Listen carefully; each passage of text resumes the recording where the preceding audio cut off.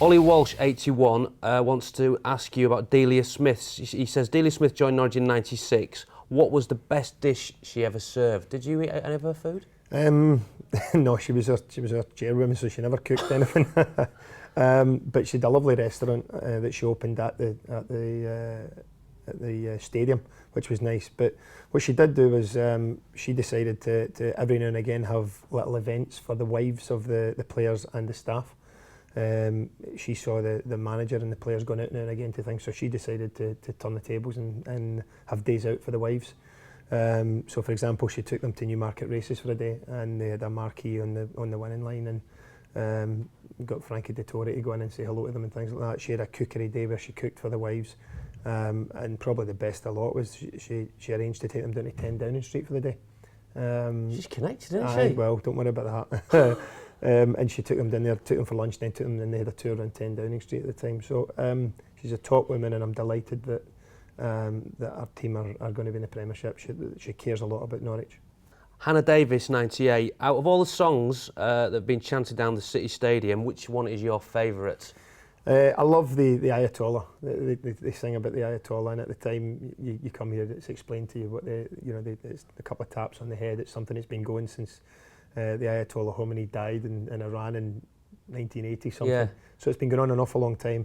It was comical. A couple of months ago, we signed Haris Vukic on loan from Newcastle, Slovenian lad, and maybe it's kind of slipped through, but nobody told him about it. So the fans were singing Haris do the Ayatollah for about 20 minutes, and he hadn't done it, and they were beginning to get a bit irate because of that. And it took me and about 3 of the players all tapping our head at the one time to tell me just to do it. So it was a bit weird. Because I was at a game, a Cardiff game, and you were in the technical area, and you were giving instructions to the players, and the fans were singing "Do it to you," and you were like, "Do that," and then you did it, and it was like, is it like a, you've got to get it in? You have to. It's a respect thing. Yeah. It really is a. Our fans have been great all season. There have been over 20,000 at our home games the whole season, and they've been fantastic. Even the away games, they're coming in numbers. They just look for a little bit of respect back, and I feel strongly that certainly myself, the staff and our players, we owe it to them to have respect. They come to see us, they come to watch us. They've given us very little stick this season. And there's a respect due back to them, and that's the wee bit of respect they want back. It's an alternative to give us a wave, isn't it, I suppose? It's Absolutely. Just, it's exactly everyone else does that. So. But it's quite at the Ayatollah. G. Stevens, 01. Was Mark Hudson's 68-yard goal against Derby the best you've seen at a game, as in live action? I think it was. It was the most bizarre goal I saw. You said it was lucky then, yeah? I think you think it's lucky as well, but he certainly meant to go for it. And as it's kind of fallen down, my assistant David Kersley's like, "What's happening? What's he doing?"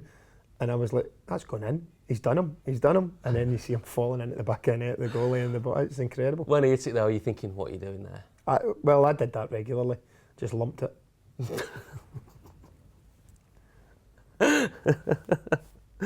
Craig Bluebird wants to know what's been your highlight in your first season in charge? It would have to be walking out to the Carling Cup final. I suppose it's leading the Cardiff City team out there, 90,000 in the stadium, and playing against Liverpool. I'm not sure it gets too much better than that. Could have won it, really. Yeah, and quite incredible, really. How close the game ended up being, and a lot of people say that it's probably one of the more memorable Carling Cup finals or League Cup finals of recent years. I suppose in the last couple of minutes we have a great chance. Kenny has a fantastic chance to score and finish the game, really. But then for us to get back in extra time after they go 2-1 up, for us to score in the last couple of minutes and take it to penalties, then it's a lottery. And for us to take the lead in penalties, and you think, well, we score 3 penalties, it doesn't matter what Liverpool do. Unfortunately, we couldn't score those penalties, so those players will never play for the club again.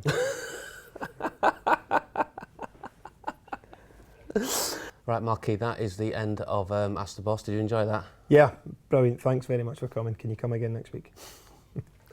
What was your favourite question? Delia Smith question. Yeah, got to be on it. And that is Ollie Walsh, 81, and you win a signed Cardiff City shirt. Which is not to be sniffed at, is it? Absolutely not. Let's be having you!